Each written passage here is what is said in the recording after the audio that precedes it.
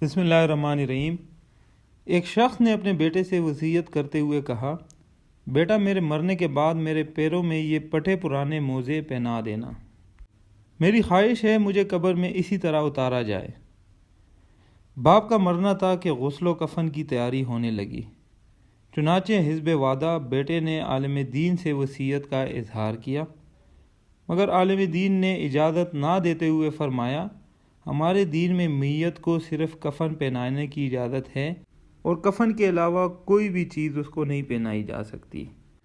بیٹا یہ سن کر بھی سکون میں نہ آیا اور کافی اصرار کرنے لگا، جس کی بنا پر علماء شہر ایک جگہ جمع ہوئے تاکہ کوئی نتیجہ نکل سکے، مگر ہونا کیا تھا، لفظی تکرار بڑھتی ہی گئی۔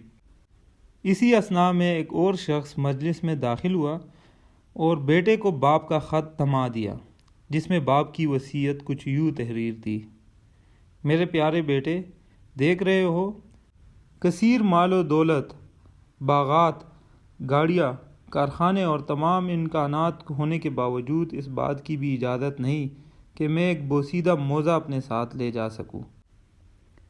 ایک روز تمہیں بھی موت آئے گی، آگاہ ہو جاؤ کہ تمہیں بھی ایک کفن ہی لے کے جانا پڑے گا، لہٰذا کوشش کرنا جو مال و دولت میں نے ورثے میں چھوڑی ہے اس سے استفادہ کرنا، نیک راہ میں خرچ کرنا، بے سہاروں کا سہارا بننا، کیونکہ جو واحد چیز قبر میں تمہارے ساتھ جائے گی وہ تمہارے اعمال ہوگے، نہ کہ مال و جائیداد۔